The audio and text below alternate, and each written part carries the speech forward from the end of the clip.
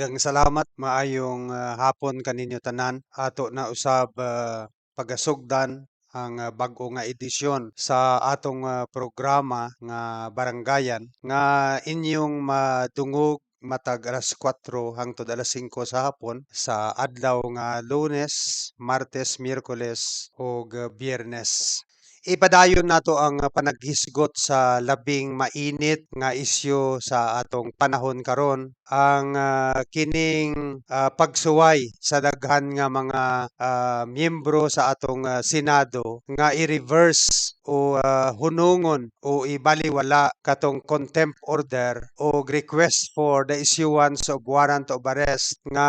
giluwatan ni Senator Risa Ontiveros batok kang Apollo Kibuloy sa hinungdan nga siya nagdumili sa pagtambong sa Senate investigation kung asa aduna siya'y sumbong kabahin sa daghan nga mga salaod nga giakusa kaniya o kining mga salaod mao ang pagtampalas sa dignidad sa kababaihan, apil na ang mga batanong mga minor de edad nga babae. So ipadayon nato ang paghisgot ni ana nining atong programa niining hapuna apan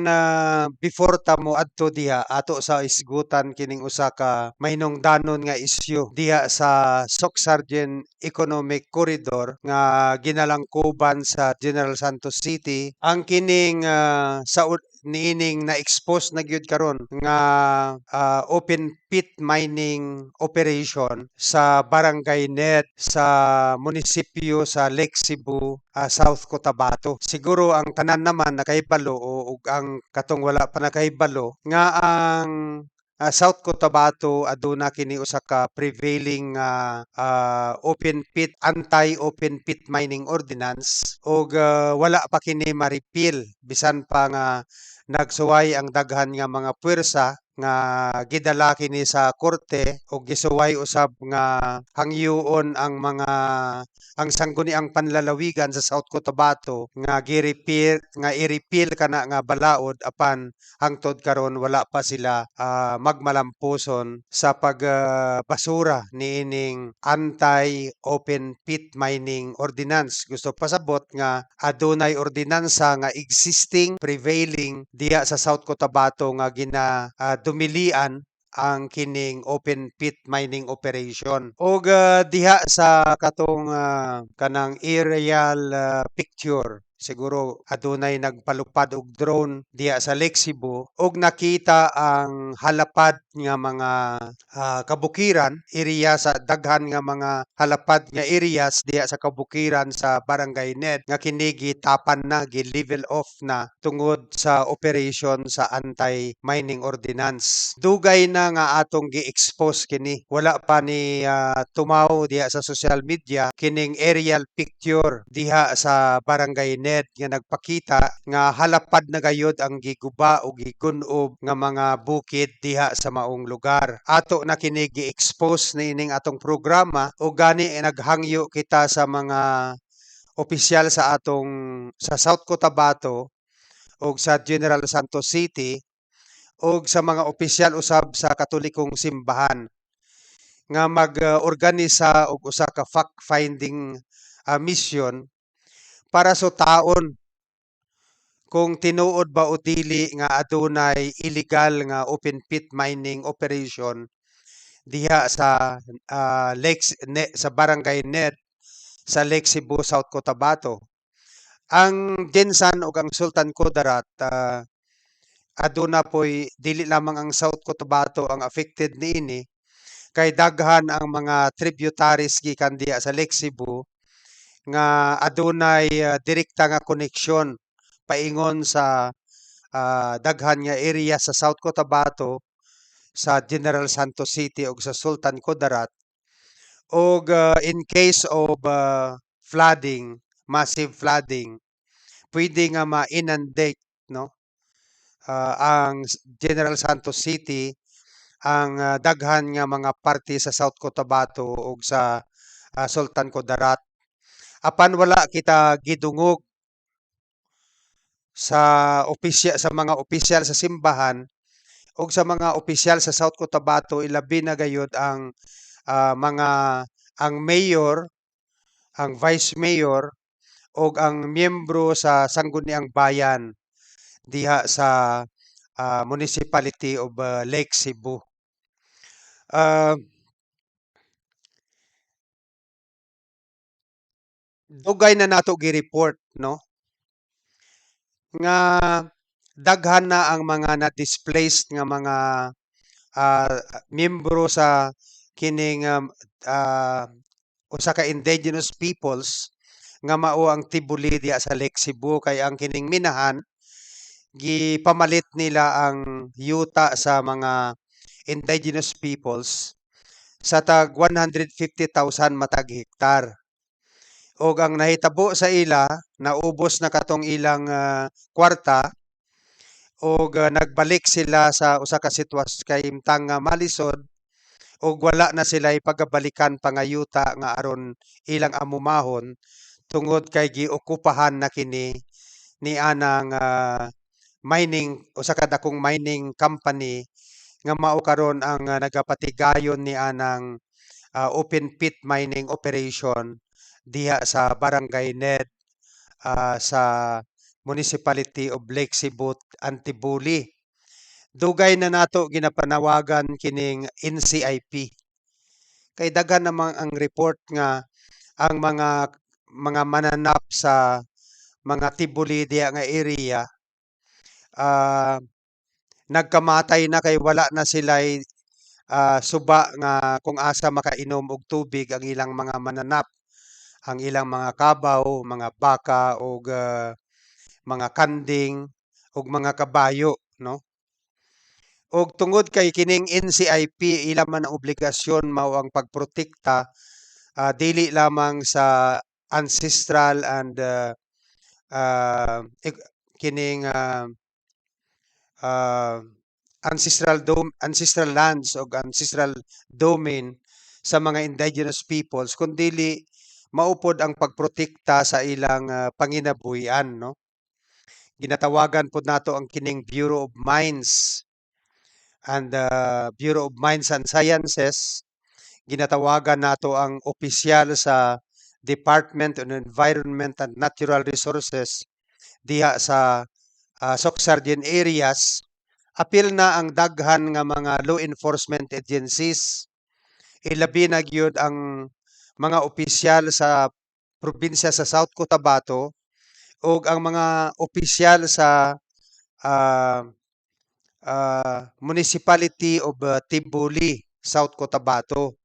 Pero wala nagpakabana ning mga panuway. Ang akong suspitso ani nga gi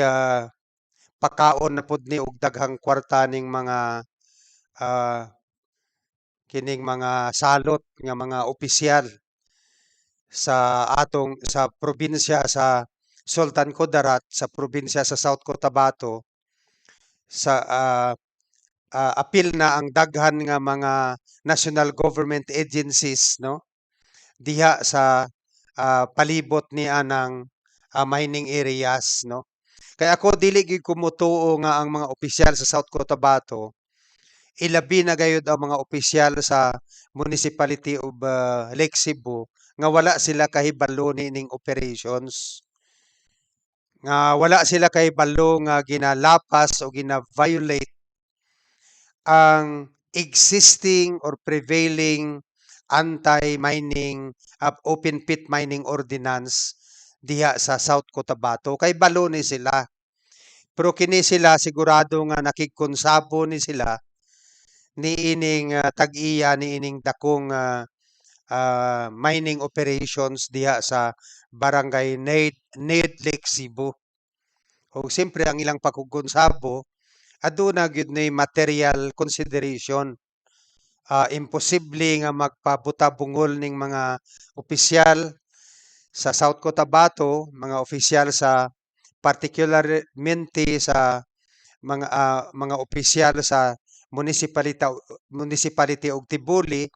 o kining mga concerned agencies of government apil na kining Bureau of Mines and Sciences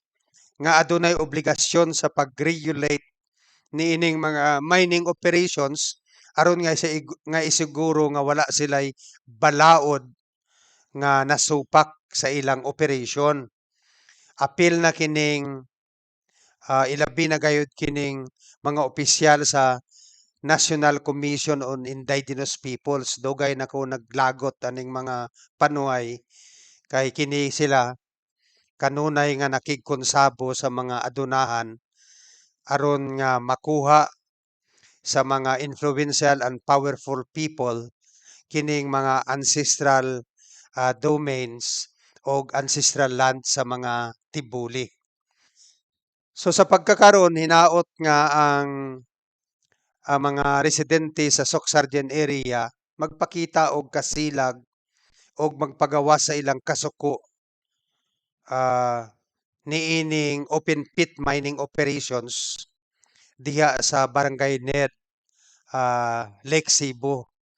Kay dili lamang ang kining munisipyo sa Lake Cebu ang maapektuhan niining massive environmental destruction kundili ang mga kasikbit nga dapit niini ang probinsya sa South Cotabato, ang probinsya sa Sultan Kudarat ug sa General Santos City. Meantime, ginahangyo na ako ang tanan nga magprepara sa impending environmental calamities nga pwedeng mahitabo tungod niining halapad na nga environmental destruction nga gihimo niining mining company diha sa Municipality of Lake Cebu. So maura kana no nga unta makabaton og kaulaw kining mga baga og nawong mga opisyal sa South Cotabato og mga baga og nawong mga opisyal sa ah, ah, Municipality of Lake Cebu, South Cotabato og kining mga baga nga og nawong nga mga opisyal sa National Commission on Indigenous Peoples, sa mga baga og nawong nga mga opisyal sa Bureau of Mines and Sciences, ang mga baga nga og nawong nga mga opisyal sa Department of Environment and Natural Resources diha sa Region 12, ilabi na gayud diha sa probinsya sa South Cotabato. So magbalik kita sa isyu pero unahon usa nato kining usa ka balita nga si kanhing President Rodrigo Roa Duterte mao na karon ang gitudlo nga administrador sa mga properties nga panag-iyahan kunuhay nga panag-iyahan kuno niining Kingdom of Jesus Christ kung asa ang nagapamuno niini mao si Pastor Apollo Kibuloy. Walay news kung kinsa ang nagdesisyon sa pag-appoint kang former President Rodrigo Duterte nga administrador sa properties niining Kingdom of Jesus Christ nga usa ka relihiyon nga gi-establisar o gipamanuan ni Pastor Apollo Kibuloy kay diha sa investigasyon sa ah, House of Representatives wala pa gyud maklaro ang ownership kung kinsa gayud ang power behind the Kingdom of Jesus Christ nga gipamanuan ni Pastor Apollo Kibuloy. Tungod kay bisan nga publicly atong nahibaw-an nga ang ulo niining relihiyon ug ang nag-establisar niini mao si Pastor Apollo Kibuloy, pero sa mga testimonya sa mga representante ni Pastor Kibuloy diha sa investigasyon sa Committee on Franchises diha sa House of Representatives, ang ownership niining sa mga properties ilabi na gyud sa kining SMNI, ang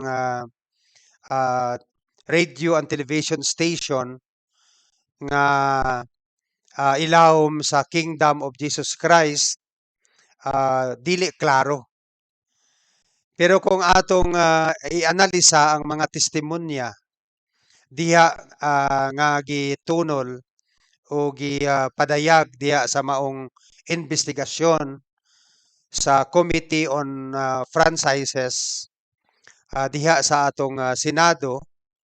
ang dominant nga opinion mao nga ang kining Kingdom of Jesus Christ is a corporation soul. Gusto pasabot nga usa kini ka korporasyon nga usara ang tag-iya ug mao kana si Pastor Apollo Kibuloy. Pero aduna po'y mga denial nga dili si Pastor Apollo Kibuloy ang tag-iya niini, kundili may naay board of directors usab. So siguro i-appeal kini sa investigasyon diha sa House of Representatives kung ang pag-appoint ba kang Duterte isip administrador sa mga properties niining Kingdom of Jesus Christ, gi-appoint siya sa board of directors sa maong corporation soul o gi-appoint lamang siya ni Pastor Apollo Kibuloy. So kana pwede kana sutaon sa pagpadayon sa investigasyon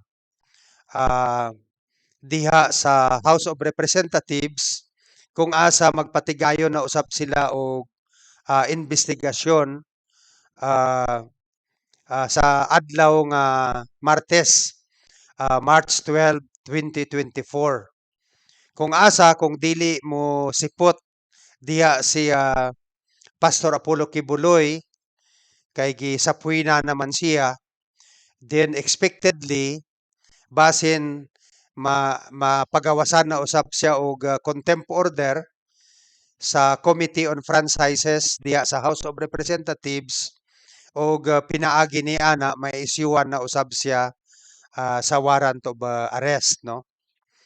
Daghan ang mga analysis sa pag-appoint bilang administrator sa properties sa Kingdom of Jesus Christ kang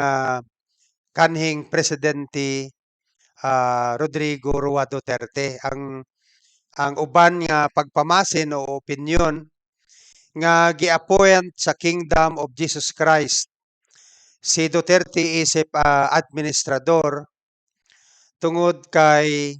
aron nga maprotektahan gayud ang maong properties, no. Tungod kay siyempre sa ato nang nakita daghan man ang nahadlok kang kanhing President Rodrigo Roa Duterte og masiguro sa Kingdom of Jesus Christ nga iyang maprotektahan ang iyang propriedad kung si President Rodrigo Duterte mao ang administrador ni anang mga properties sa maong simbahan. Kaya siyempre, ay balo naman ta nga bisan ang mga government agencies, bisan kinsa nga mga gamhanan dinhi sa atong nasod, baton gayud sila og nagabati og kahadlok kang President Rodrigo Duterte. Ang ikaduha nga analysis mao nga ang uban nagasuspitso kay nga tungod kay sa pagkakaron aduna nay puruhan nga ma-extradite si Pastor Apollo Kibuloy paingon sa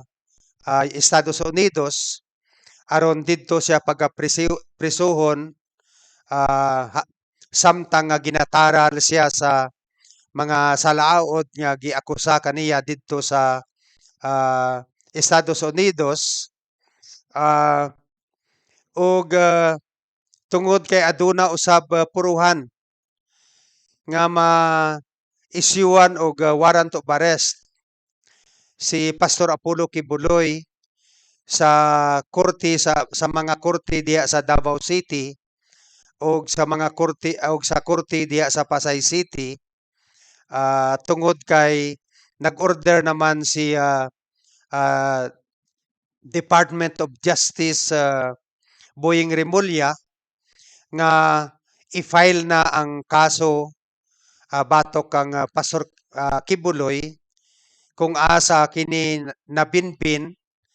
o kining ah, kanang wala gilihok diha sa Department of Justice for within the period of 7 years. Og nagdesisyon ang Department of Justice nga i-file kini nga mga kaso tungod lagi kay naa naman naimbestigahan si Pastor Apollo Kibuloy diha sa Senado. Og tungod usab sa impending warrant of arrest nga i-issue sa Senado batok kang Pastor Apollo Kibuloy, mao kana ang hinungdan ngano nga ang properties sa Kingdom of Jesus Christ nga gi-establishar o gipamunuan ni Pastor Apollo Kibuloy ipailawom kini kang sa pagdumala ni kanhing Presidente Rodrigo Roa Duterte as an administrator. Ug ang rason niini nga ang opinyon sa uban o kana pod ang akong opinyon nga ang kining mga propriedad sa pagkatinuod lang sumala sa atong pag-analisar adunay posibilidad nga ang tag-iya niini si President Rodrigo Roa Duterte mismo nga ang kining Kingdom of Jesus Christ o si Pastor Apollo Kibuloy nagsilbi lamang isip usa ka dami or kanang sekreto nga trustee no sa properties ni President Roa Duterte. So mao kana nga ang akong opinyon o ang akong pangagpas nga si kanhing President Rodrigo Duterte mismo ang nagdesisyon nga i-appoint siya isip administrador sa maong mga properties para kini iyang maprotektahan kay iya kini nga mga propriedad no. Siyempre naging mayor si President Duterte for 20 years diha sa Davao City, more than 20 years actually. Og nagamanage siya og billion-billion nga mga intelligence fund nga wala na liquidate no. Unya sa katong nahimo sang presidente gikan sa 700 million per year nga intelligence fund sa panahon ni Pinoy gipausbaw kini ni Duterte sa iyang panahon sa 4.5 billion pesos matag tuig no. Og siyempre daghan ang mga issues nga gipagawas diha kang batok kang President Rodrigo Duterte sa katong iyang pagdagan ang aduna na siya'y mga issue nga aduna siya'y bilyon-bilyon nga kwarta sa bangko. In fact, gi-expose kini sa usa ka deputy ombudsman kaniadto sa iyang panahon kung asa expose sa katong kanhing deputy ombudsman ang record sa kining anti-money laundering council anti-money laundering council nga nagpakita nga bilyon-bilyon ang kwarta ni kanhing President Rodrigo Roa Duterte sa bangko ni adtong panahon. ug adunay testimonya, halimbawa si ah, SPO1 Arthur Las Cañas ug ang katong isang si Colonel sa pangalan na 'to, Colonel Asierto nga nagsugilon sa kining ginatawag nga involvement ni kanhing President Rodrigo Duterte sumala pa sa ilang testimonya timan-i nga nag-corroborate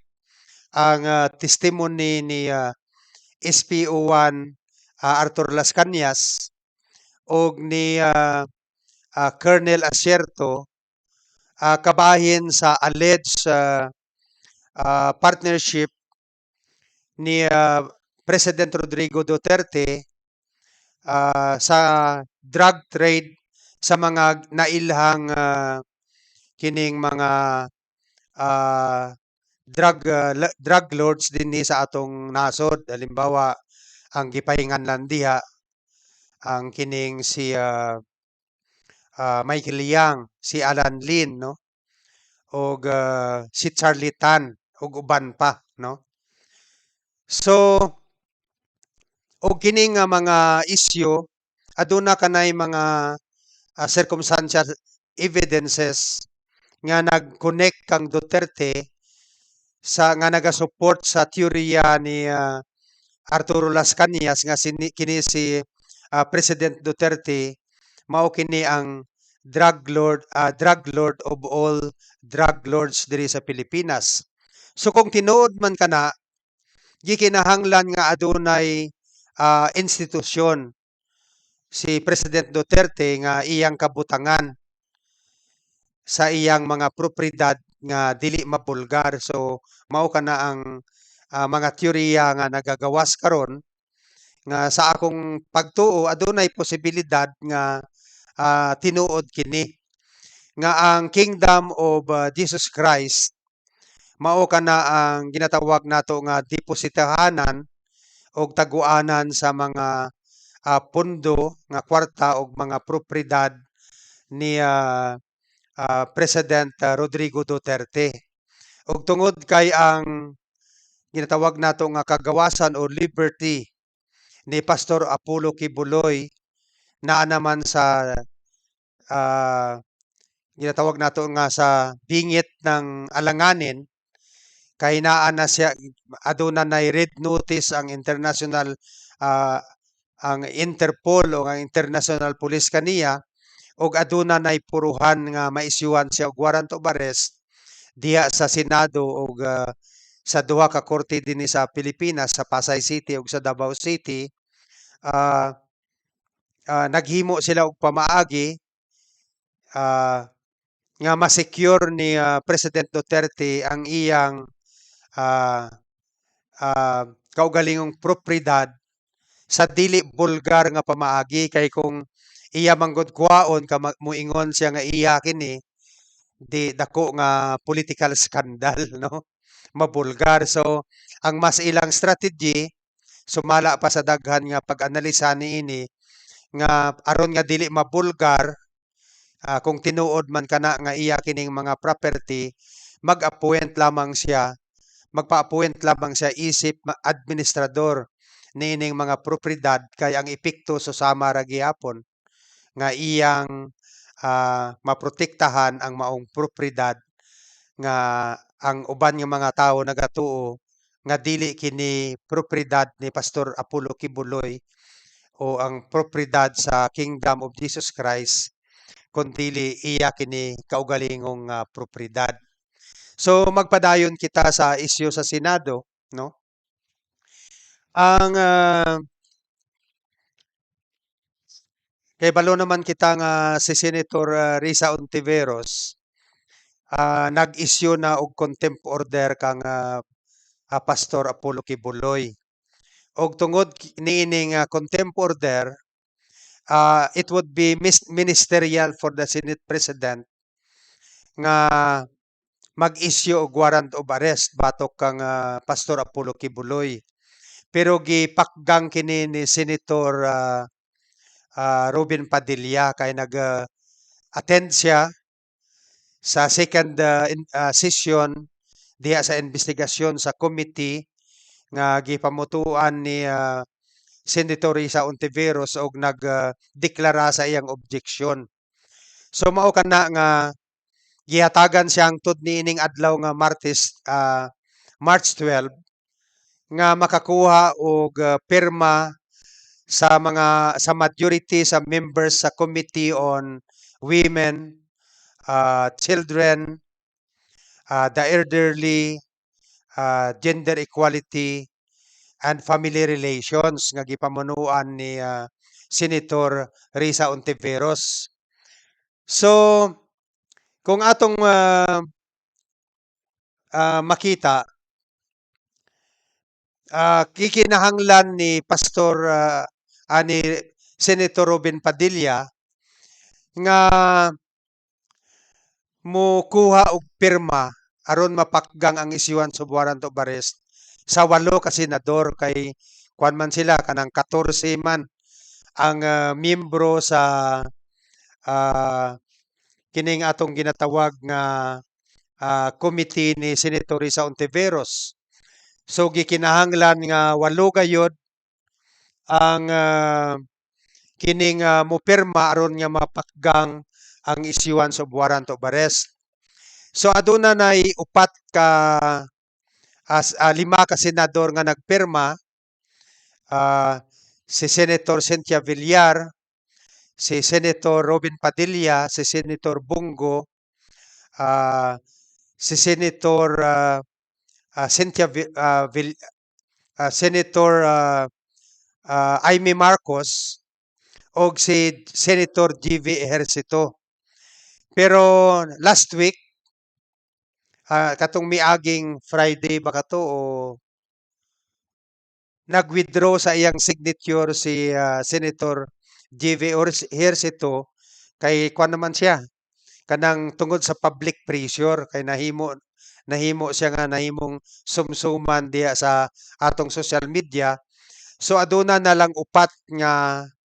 kapirma ang anaa si Senator Robin Padilla o gikinahanglan pa niya ang pirma sa kining another 4 senators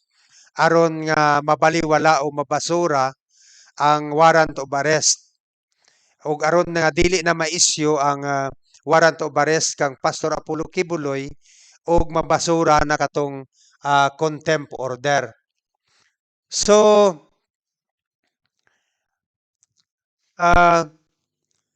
siyempre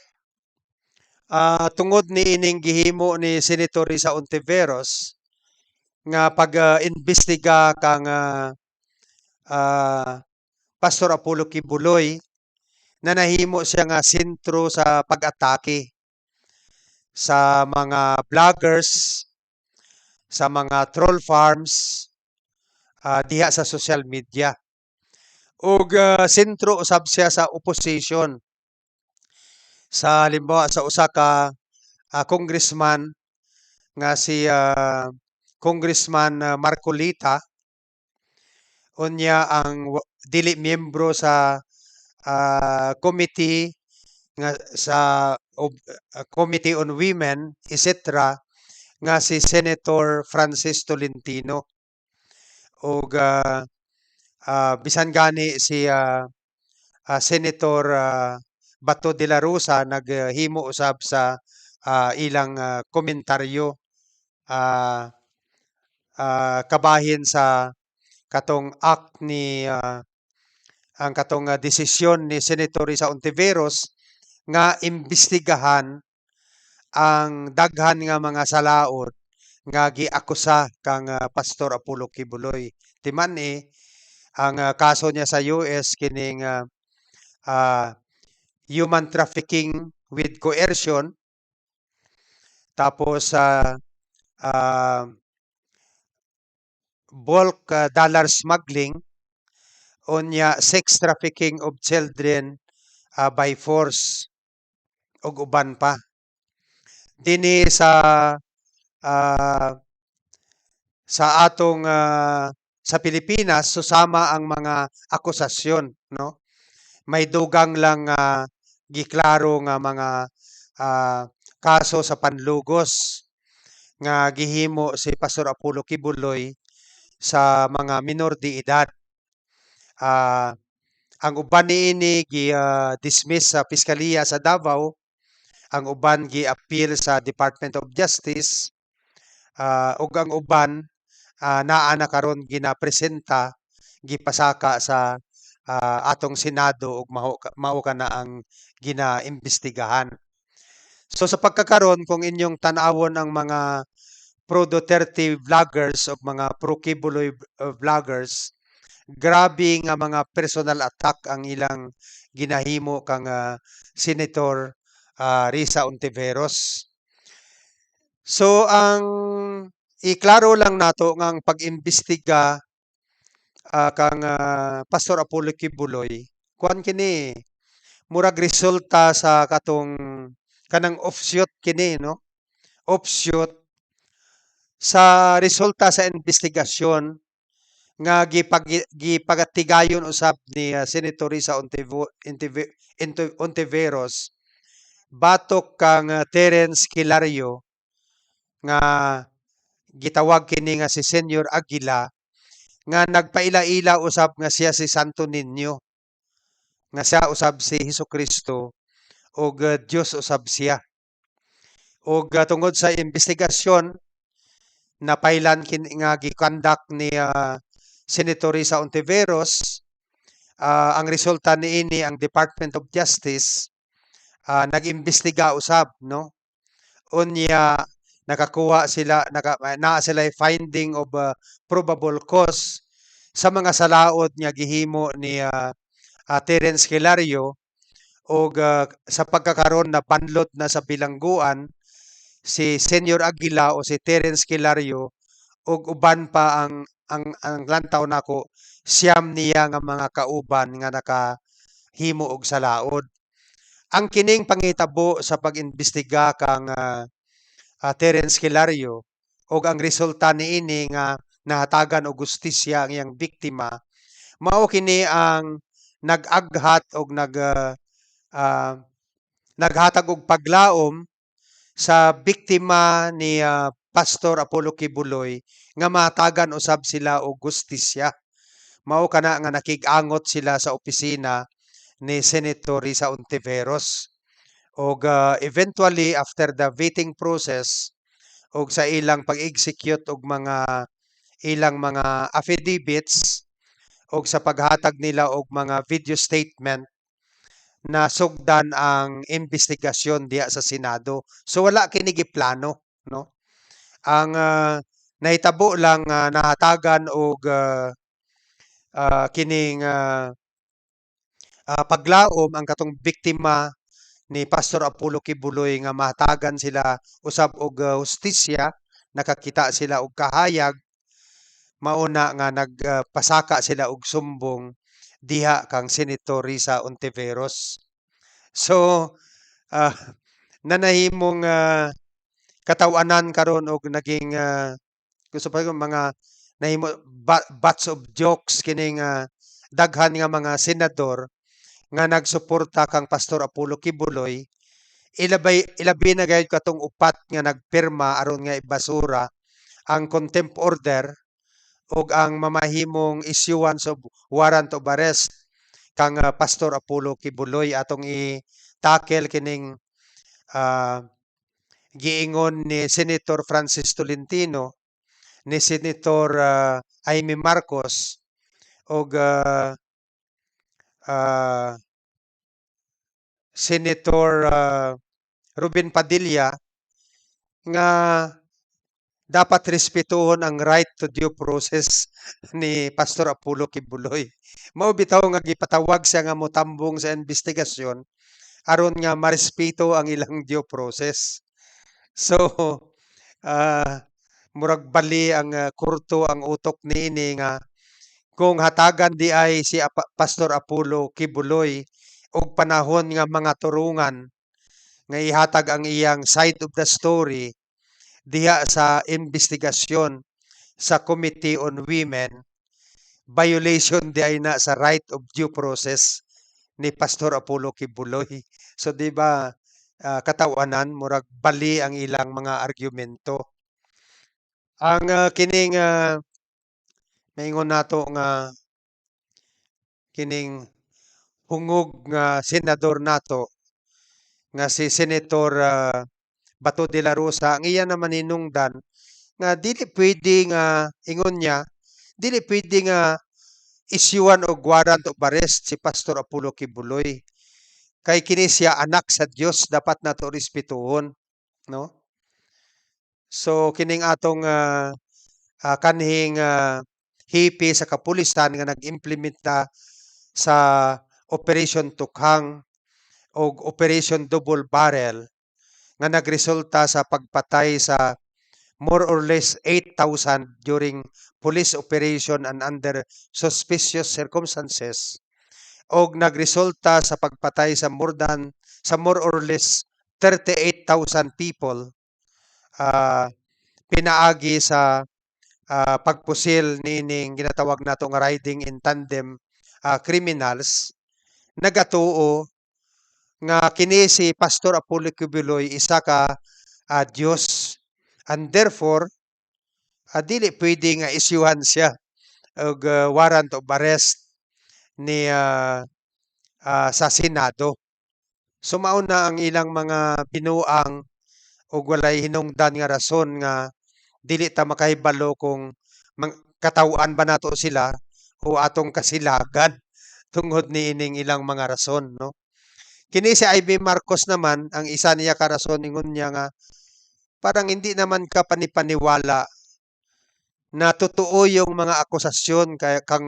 kay Pastor Apollo Kibuloy dahil bakit marami ang nagreklamo sa kanya. Hindi lang dito sa Senado, meron pa sa mga prosecutor's office, hindi lamang dito sa Pilipinas hanggang sa Estados Unidos. Usapod ni kabayhana nga maingon nato nga bali ug utok. 'Di ba ang atong natural human tendency, halimbawa kung usa lang nagreklamo, pwede nga kana butang-butang ra. Di nato nakatauhan, isa ra man ang nagreklamo basin na aduna lang kana sa personal nga hinungdan. Kung duha, murag maguna-una pa ta, pero pwede po maingon niya, basin dili tinuod, duha pa man ang nagreklamo. Pero kung daghan na gani ang nagreklamo, sa daghan nga mga lugar sa Pasay City, o dito sa Davao City, unya dito sa Estados Unidos, dapat ang natural human tendency nga ipakita ni Senator Amy Marcos nga tinuod na siguro ni. Kay kung dili ni tinuod nga nga daghan naman ang nagareklamo kang Pastor Apollo Kibuloy, dapat imbestigahan na, dapat isyuhan nato og warrant of arrest aron nga mag-appeal siya dinhi sa investigation aron maibaw-an nato kung ansa ang tinuod. Pero kini si Amy Marcos, bali ang iyang lohika, no? So dili ta murag dili nato masabtan ang atong bation, mga tawa bata sa ila o masuko ta tungod niiling mga ridiculous nga mga argumento niining atong mga senador. Si Cynthia Villar naman ingon niya ang bait ni Pastor Apollo Kibuloy. Mabait siya sa aming pamilya. Bat naman bat naman bakit naman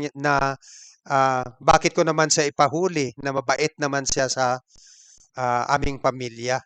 So hindi ako maniwala dahil sa kabaitan na ipinakita ni Pastor Apollo Kibuloy sa aming pamilya, hindi ako maniwala sa mga kaso na inakyat para sa kanya. So sa ako ganing programa sa miaging Domingo, ingon nako nga kini si Jimmy Swaggart, no? Mas sikat pa ni kang murag katiting lang si kung itandi mo si Pastor Apollo Kibuloy, murag katiting lang kang Jimmy Swaggart. Maayo pud nga tawo, daghan mga amigo sa powers that be nagapakita og kabuutan kanila, no? Sa mga daghan nga mga powerful dito nga mga tawo sa iyang nasod. Pero usa ka adlaw ni ana nadiskubrihan nga aduna dahi siya sexual relationship sa usa ka prostituted woman ug tungod ni ana nahagba ang iyang pagka-popular gitangtang siya sa iyang kaugalingong simbahan unya wala siya gisuportahi sa iyang gobyerno diri sa ato lahi. Gisuportahan siya sa daghan nga mga senador, no? O kini pod si si Senator Robin Padilla ingon niya bayani kini si Pastor Apollo Kibuloy ka nakigbatok laban sa komunista. Wala man tayo nadungog nga nakigbatok si Pastor Apollo Kibuloy ngadto sa mga komunista. Ang iyang gihimo lamang mao katong mga pagpangridtag niadtong mga politiko og mga miyembro sa activist movement nga nagabatok nakigbatok kang sa iyang amigo nga si kanhing presidente ah, Rodrigo Roa Duterte. So dili siya anti-communist, pro Duterte siya og ang katong mga tawo nga mga political dissenters nga nakabaton og kaisog sa pag-criticize kang Duterte bisan pa sa iyang pagpanghasi ang ginahimo ni Kibuloy nga iya kining gipangridtag pinaagi sa iyang kaugalingong radio stations. So dili siya bayani kundi kanang protector siya sa usa ka rapacious, planderos, ah, murderous nga rehimen ni President Duterte. So, wala naman tayo igong panahon, hinaot unta nga kining participate kita actively ni ining diskurso. Kay ang kining isyu kang Kibuloy usa kini ka shining moment sa atong kasaysayan isip banay nga Pilipino ug isip usa ka nasod. Kay dinhi masukod ang atong political maturity nga magpalingla ba kita niining mga ah, tawhana nga nagapaila-ila nga maayo apan ang nagapahipi sa nga ang daghan sila nga mga salaod o mga dili maayong gihimo nga nakapahipi diha sa mata sa publiko. Og dinhi atong masukod kung kaya ba nila kita linglangon kay gusto man kita idalahi karon ni Pastor Apollo Kibuloy. Kay sa ilang mga rallies nga ginahimo, dili lamang nga ginaatake nila si Senator Risa Ontiveros, kundili naga-agitate sila nga lumpagon ang gobyerno ni President Ferdinand Marcos. Gani sa ilang mga rally, kanunay sila nga nagayawit o nagachant nining kudita kudita. Ang kudita usa ka na ka sweeping military action sa pag-agaw sa seat of power through military action through force and violence. So mao kana ang agitates ni sa mga supporter ni Pastor Apollo Kibuloy nga tungod kay gusto niya luwason ang iyang kaugalingon nga dili siya mamahimong responsable ug accountable sa mga salaod ug sa iyang pagpang-abuso sa mga kababaihan apil na ang mga